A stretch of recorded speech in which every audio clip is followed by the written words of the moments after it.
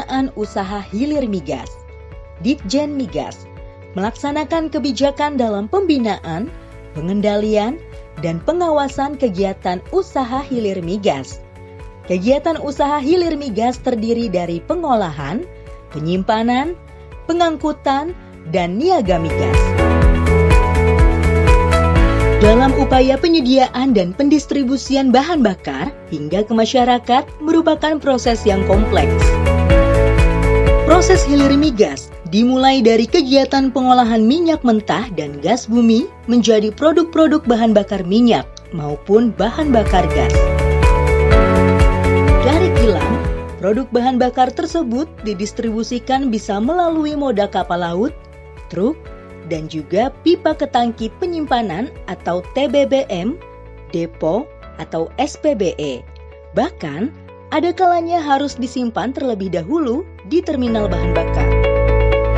Pendistribusian bahan bakar dari tangki penyimpanan ke end user, industri, pembangkit listrik, pabrik, transportasi, rumah tangga, dan lain-lain, masyarakat umumnya dilakukan melalui penyalur, antara lain SPBU, SPBG, atau agen LPG.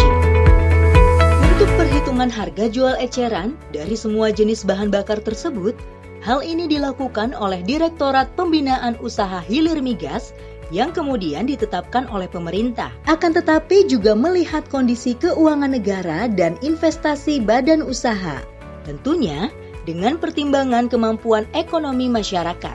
Dalam melaksanakan pembinaan, pengendalian, dan pengawasan kegiatan usaha hilir migas dilakukan antara lain dengan pengusulan kuota BBM dan kuota LPG, pengendalian pendistribusian LPG PSO, pengawasan harga BBM, pengawasan mutu jenis bahan bakar yang beredar di dalam negeri. Semua tugas tersebut dilakukan secara profesional, tidak boleh ada kepentingan pribadi. Dalam rangka ketersediaan dan keterjangkauan bahan bakar kepada masyarakat, maka diperlukan sebuah peraturan dan pengawasan terhadap setiap kegiatan usahanya. Pemerintah hadir untuk peran tersebut dengan memberikan izin usaha kepada perusahaan yang memiliki kapabilitas dan kompetensi sesuai dengan peraturan perundangan. Peraturan terkait perizinan hilir migas. Undang-Undang Nomor 22 Tahun 2001 tentang minyak dan gas bumi. Peraturan Pemerintah Nomor 36 Tahun 2004 tentang kegiatan usaha hilir minyak dan gas bumi. Junto, Peraturan Pemerintah Nomor 30 Tahun 2009 tentang perubahan atas Peraturan Pemerintah Nomor 36 Tahun 2004 tentang kegiatan usaha hilir minyak dan gas bumi. Peraturan Presiden Republik Indonesia Nomor 91 Tahun 2017 tentang percepatan pelaksanaan berusaha. Peraturan Menteri ESDM Nomor 29 Tahun 2017 tentang perizinan pada kegiatan usaha minyak dan gas bumi, Junto. Peraturan Menteri ESDM Nomor 52 Tahun 2018 tentang perubahan atas Permen ESDM Nomor 29 Tahun 2017 tentang perizinan pada kegiatan usaha minyak dan gas bumi. Peraturan Menteri ESDM Nomor 40 Tahun 2017 tentang pendelegasian wewenang pemberian perizinan bidang kegiatan usaha migas kepada Kepala BKPM. Untuk mengajukan permohonan izin usaha, badan usaha dapat mengakses aplikasi perizinan. Badan usaha membuat akun dan mengisi data profil perusahaan. Badan usaha memilih jenis perizinan dan melengkapi berkas persyaratan sesuai peraturan. Direktorat Pembinaan Usaha Hilir akan melakukan evaluasi, review, dan menyetujui atau menolak permohonan. Untuk proses ini dibutuhkan 8 hari kerja atau ditambah 5 hari kerja jika dibutuhkan untuk peninjauan ke lapangan, presentasi, atau klarifikasi. Izin usaha dan sertifikat yang disetujui akan diteruskan ke BKPM untuk proses penerbitan. Saya Didi Laksana sebagai Project Manager dari Grup Oil Tanking di Indonesia yang telah mendapatkan izin untuk kedua anak perusahaan kami, yaitu PT Oil Tanking Karimun yang telah mendapatkan izin usaha penyimpanan migas sejak tahun 2016, dan PT Oil Tanking Nusantara Pesada yang telah melakukan jasa penunjang migas untuk pengoperasian dan pemeliharaan terminal BBM. Pada tahun 2016 saya ingat bahwa pelayanan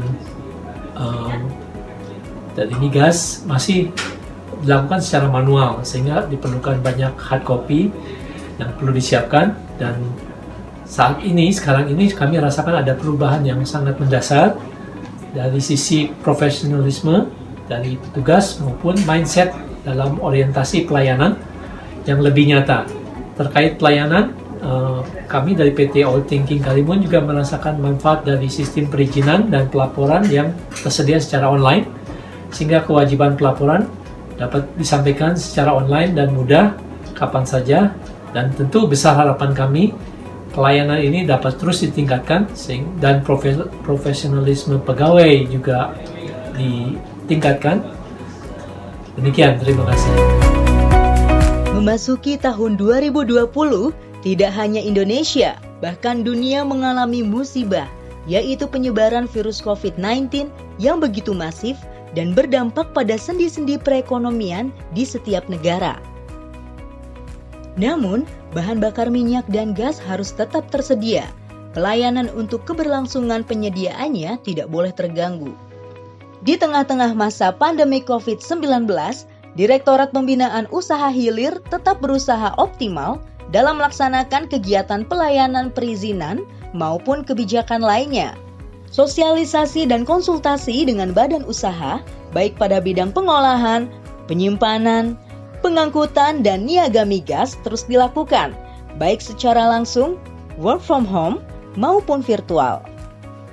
Hal ini terlihat dari statistik perizinan selama pandemik dibanding dengan tahun sebelumnya yang relatif masih normal, seperti 1.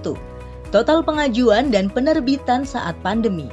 2. Izin usaha pengolahan migas. 3. Izin usaha penyimpanan migas. 4. Izin usaha pengangkutan migas. 5.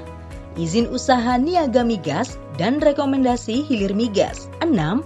Penyelesaian pertanyaan dan informasi terkait hilir migas melalui call center, PPID, dan lapor. Total pengajuan sebanyak 970 dan penerbitan izin usaha hilir migas yang disetujui sebanyak 266. Hal ini terdiri dari 4 izin usaha pengolahan migas, 17 izin usaha penyimpanan migas, 200 izin usaha pengangkutan migas, dan 45 izin usaha niaga migas.